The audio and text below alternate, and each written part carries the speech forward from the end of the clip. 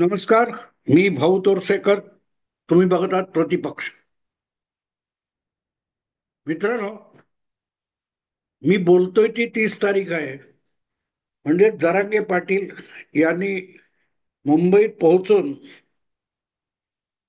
जे उपोषण आरंभले किंवा आंदोलन सुरू केले, त्याचा 1.5 दिवस उलटून गेलेला आहे. आणि सर्वसाधारणपणे सरकारवर जे आरोप होतात आंदोलन चिरडून काढण्याचे वगैरे वगैरे वगैरे, हे सगळे आरोप आता मीडियातून घोंगावत सुटलेले.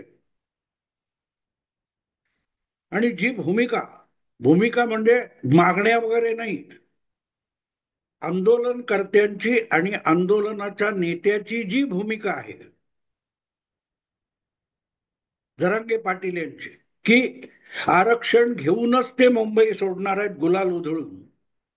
आणि त्यामुळे सरकार समोर एकच पर्याय आहे की जरांगे यांना ज्या प्रकारचं आरक्षण हवंय त्या प्रकारचं आरक्षण देणं, आणि देता येत नसेल तर मग जरांगे पाटलांनी आंदोलन मागे घेणं. हे दोनच पर्याय राहिले. पुढे हे सगळं ऐकल्यानंतर मला प्रत्यक्षात उद्धव ठाकरे यांच्या निवडणूक पूर्व भूमिकेची आठवण झाली.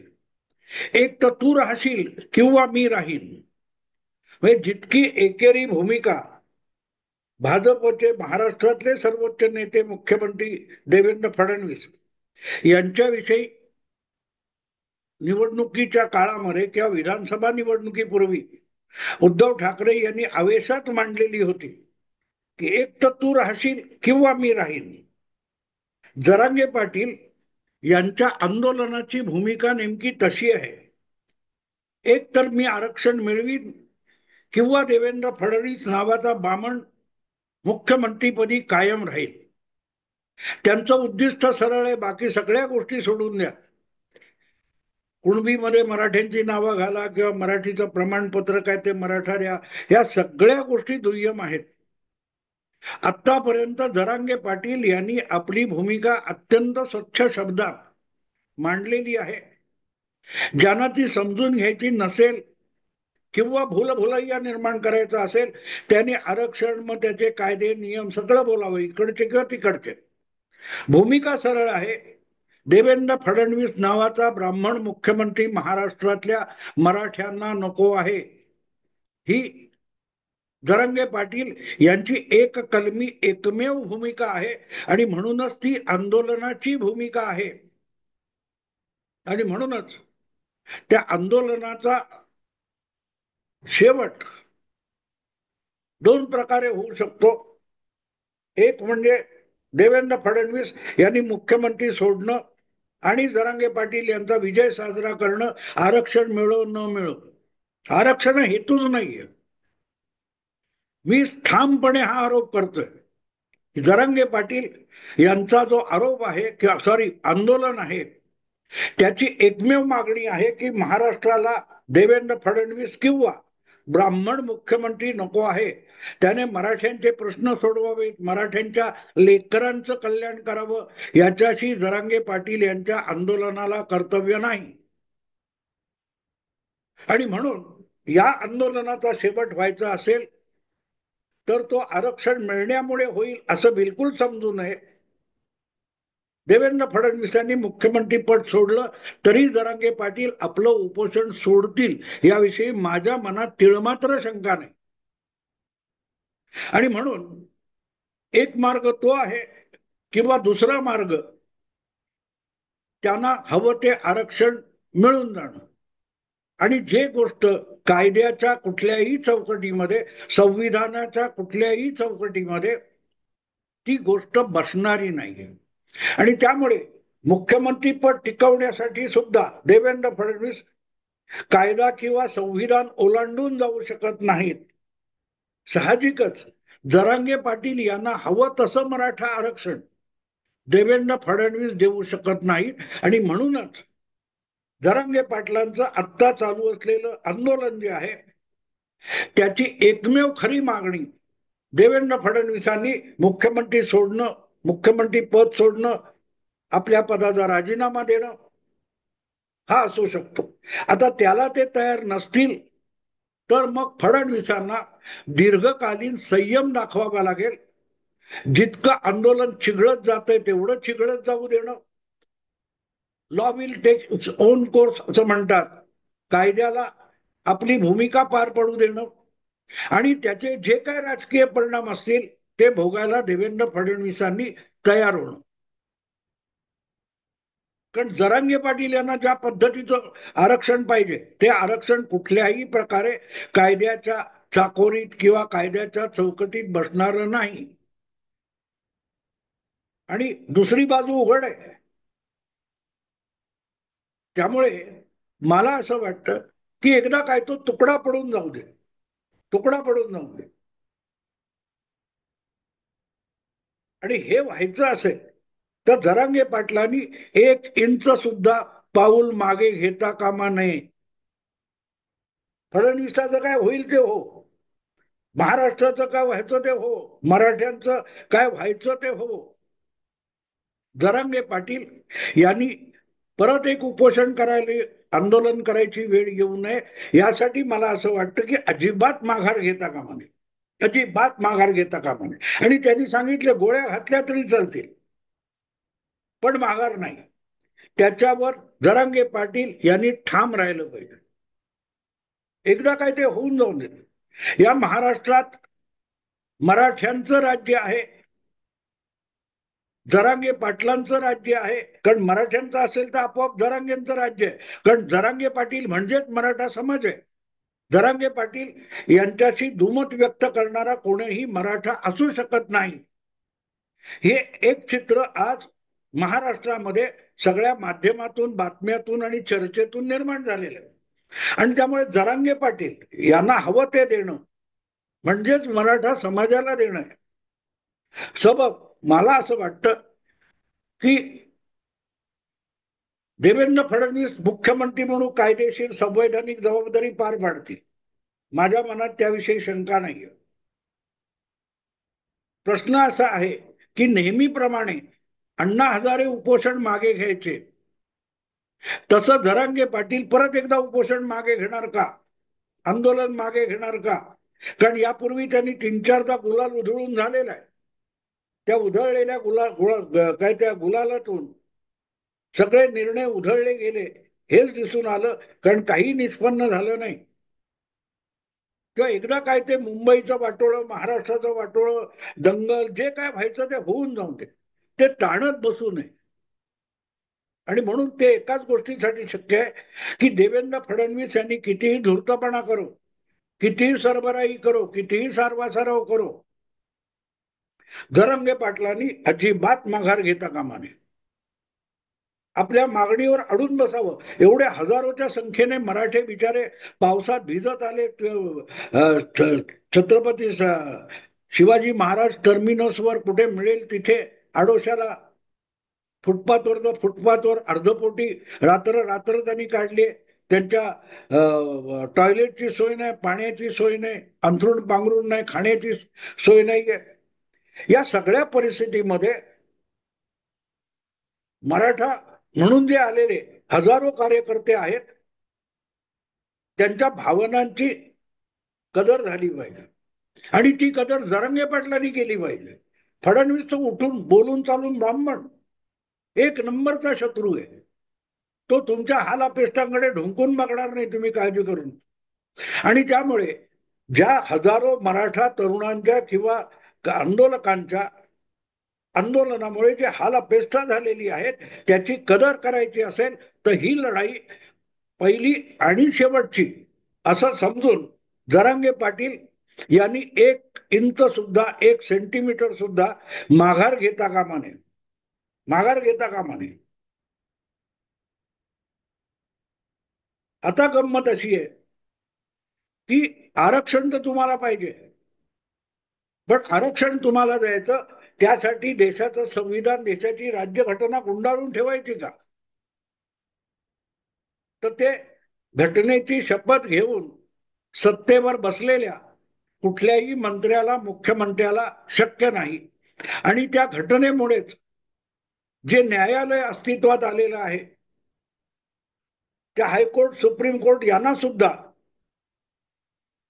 घटनेची चौकट मोडून जरांगे पाटील यांना जे आरक्षण हवंय ते देता येणार नाही. कारण आरक्षणाची व्याख्या कायद्यामध्ये आणि घटनेमध्ये आणि त्या संबंधित जे काय बाकीचे निर्णय त्यामधून झालेली आहे. जरांगे पाटील असं म्हणतायत की त्यांच्यासाठी जातीपातीची किंवा आरक्षणाच्या सगळ्या ज्या आजपर्यंतच्या व्याख्या आहेत त्या जरांगे पाटील स्वतः लिहिणार आहेत. आणि त्यामुळे त्यांना मराठा हे सुद्धा कुणबी आहेत अशी व्याख्या करून पाहिजे. आणि ती व्याख्या करणं हे मला वाटत नाही कुठच्याही कायद्याच्या किंवा घटनेच्या चौकटीत बसणार आहे. आता नसेल बसणार तर मग काय करायचं? तर एकमेव मार्ग आहे की त्यांनी आंदोलन मागे घ्यायचं नाही. त्यांनी आंदोलन मागे घ्यायचं नाही. आणि त्यामुळे जे वातावरण तापेल त्यामुळे त्यांची जी मूळ इच्छा आहे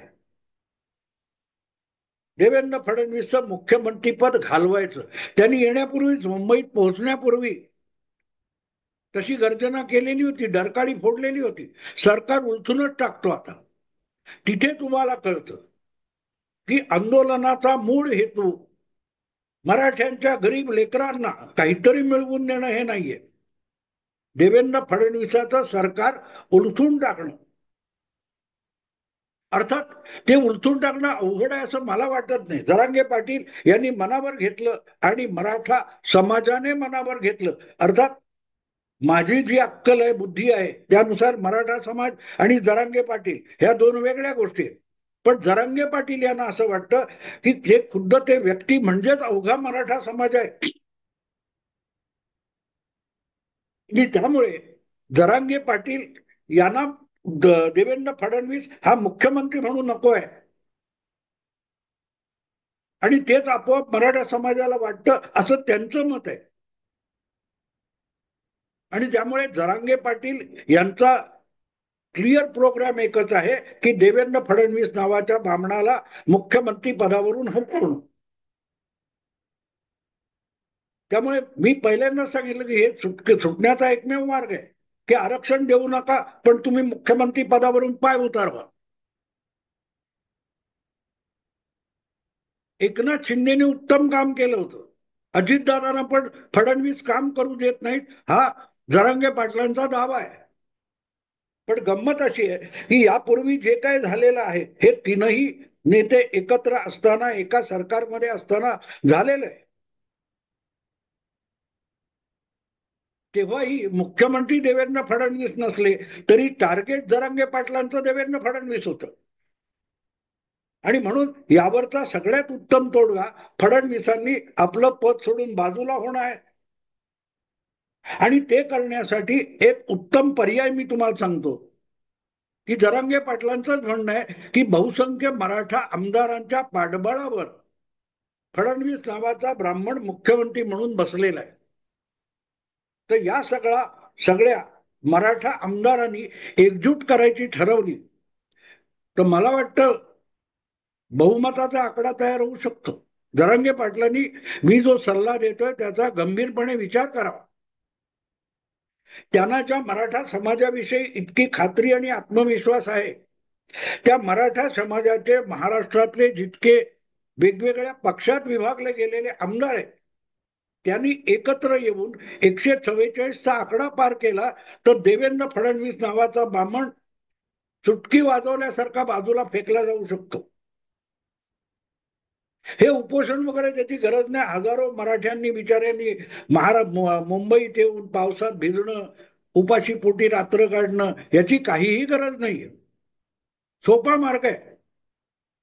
ज्या मराठा समाजाचं आपण एकमुखी नेतृत्व करतो असं जरांगे पाटलांना वाटतं तेव्हा त्यांनी ताबडतोबीने मराठा समाजाशी संबंधित किंवा मराठा समाजाचे असलेल्या सगळ्या आमदारांना आवाहन करावं, चला एकत्र येऊन बसा, 144 पेक्षा जास्त आकडा तुमचा बनवा आणि फडणवीस यांच्यावर आमचा विश्वास नाही असं सहीचं पत्र राज्यपालांना द्या. देवेंद्र फडणवीस बाजूला. उगाच उपोषण आणि लोकांचे हाल कशाला, मुंबईकरांचे असोत, मराठा आंदोलकांचे हाल अपेष्टा असोत, उत्सव काय गणपती वगैरे करणाऱ्यांना त्रास होतोय, ह्या सगळ्या गोष्टी तडकाफडकी बंद होतात. पण जरांगे पाटलांना सुद्धा खात्री आहे की आपण किती जंग पछाडले तरी आपल्याच समाजातले मराठा आमदार हे यासाठी तयार होणार नाहीत. फार फार तर आरक्षण दूरची गोष्ट, आपली आमदारकी जाईल का याची चिंता सर्वाधिक त्या आमदारांना आहे. म्हणून तो एक एक करून भाजपत गेले. आता भाजप सत्तेत येणार आहे का?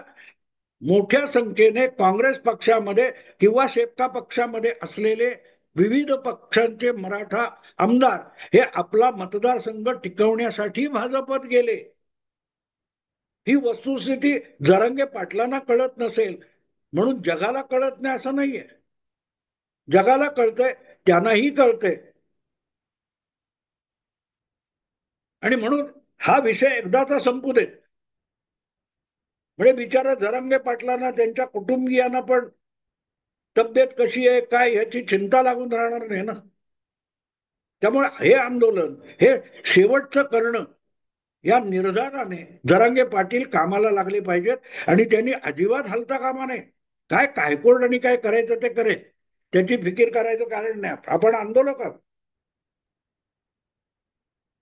आणि तुम्हाला जर वाटतंय की तुमच्या हक्काच आहे, तर हक्क कुठून आला? आपला हक्क आहे हे परत जरांगे पाटीलच ठरवतात की आमच्या हक्काचं आहे ते आम्हाला द्या, आम्हाला राजकारण वगैरे नकोय. पण तुमचा हक्क जर राजकारणातून येत असेल किंवा राजकारण्यांकडून मिळणार असेल तर विषय परत राजकारणाकडे येतो. आणि राजकारण जे आहे हे जातीचं आहे.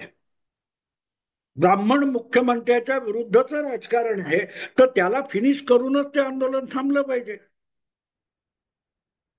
दीर्घकाळ जर मराठे सत्तेत होते आणि नामदेवराव जाधवांपासून अनेक मराठा जातीचे जे जाणकार आहेत तेही सांगतात की जेव्हा ओबीसीचं आरक्षण दिलं तेव्हा शरद पवारांनी अत्यंत जाणीवपूर्वक मराठ्यांच्या आरक्षणाला पाचर मारून ठेवलेली आहे. जरांगे पाटील तर काल परवाचे. अगदी 21व्या शतकाच्या आरंभी, मला वाटते 2004 किंवा 3 वगैरे असं काहीतरी, शालिनीताई पाटील यांनी मराठा आरक्षणासाठी आग्रह धरला तेव्हा शरद पवारांनी आपल्या पक्षातून शालिनीताई पाटलांची हकलपट्टी केलेली होती. शालिनीताई पण मराठा, शरद पवार पण मराठा, आणि शरद पवार तर जगात आणि देशात स्ट्रॉंग मराठा, सगळ्यात पॉवरफुल मराठा. आणि खुद्द जरांगे पाटलांचं तर दैवत आहे. काय ऊर्जा आहे साहेबांची बघा, असं ते पहिल्या उपोषणात म्हणाले होते. आठवतं ना तुम्हाला? शरद पवार अंतरवली सराटीमध्ये जरांगे पाटलांना भेटायला गेले तेव्हा त्या सगळ्या वयामध्ये आणि सगळ्या व्याधींनी ग्रासलेले शरद पवार अत्यंत ऊर्जावान खुद्द जरांगे पाटलांना वाटलेले. पण त्यांनी सुद्धा आपल्या पक्षात एक महिला आमदार मराठा आरक्षण मागते ही पक्षाची भूमिका नाही म्हणून तिची पक्षातून हकलपट्टी केली होती. आणि ज्या कोरेगाव मतदारसंघातून शालिनीताई विधानसभेवर निवडून येतात तिथे त्यांचा पराभव करण्यासाठी शशिकांत शिंदे या वाईच्या एनसीपी नेत्याला कोरेगावात पाठवलं होतं. मग काय ते शरद पवार हे आरक्षणाचे समर्थक कधी झाले? जरांगे पाटलांच्या तोंडून शरद पवारांविषयी चकार शब्द बाहेर का येत नाही? कारण सरळ आहे, आरक्षण हा विषयच नाहीये. विषय ब्राह्मण मुख्यमंत्री हटवायचा आहे. मग तो मराठ्यांचं कल्याण करणारा असो. एका बाजूला दीर्घकाळ स्ट्रॉंग मराठा मुख्यमंत्री ज्याने त्या आरक्षणामध्ये कायमची पाचर मारली ओबीसी आरक्षण देताना, आणि दुसरीकडे या सगळ्या किचकट कायद्यातून, नियमातून, निर्णयातून वाट काढून मराठ्यांच्या कल्याणासाठी वेगवेगळ्या संस्था उभारून आर्थिक तत्वावर तरी मराठ्यांना सरसकट आरक्षण देण्याचा निर्णय घेणारा एक ब्राह्मण मुख्यमंत्री तो जरांगेला नकोय. इथे कळतं की आरक्षण मराठ्यांची लेकरं त्यांचं कल्याण हा विषय नाहीये. विषय ब्राह्मण मुख्यमंत्री नको म्हणून आहे. आणि म्हणून मला असं वाटतं की जरांगे पाटील यांनी तोंड लपवू नये. आपल्याला देवेंद्र हा ब्राह्मण मुख्यमंत्री नकोय, मराठ्यांचं आरक्षण गेलं कुठे जायचं तिकडे, ही भूमिका जाहीर करावी आणि आपलं आंदोलन तीच भर सुद्धा मागे घेऊ नये. एक तर तो राहील किंवा मराठा राहील. म्हणजे मराठा म्हणजे अर्थात जरांगे, कारण जरांगे सोडला तर मराठा आहे कोण? ते ना समाजाला समाजाला समाजाला असं म्हणतात ना. तेव्हा माझी रिक्वेस्ट आहे जरांगे पाटलांना, कृपा करा, पण कुठल्याही परिस्थितीत कुठच्याही तडजोडीला जाऊ नका. बामणाला हटवूनच तुमचं आंदोलन गुलाल उधळा. मित्रांनो, आता इथेच थांबतो. आवडलं लाईक करा, शेअर करा आणि प्रतिपक्षाला सबस्क्राईब करा. नमस्कार.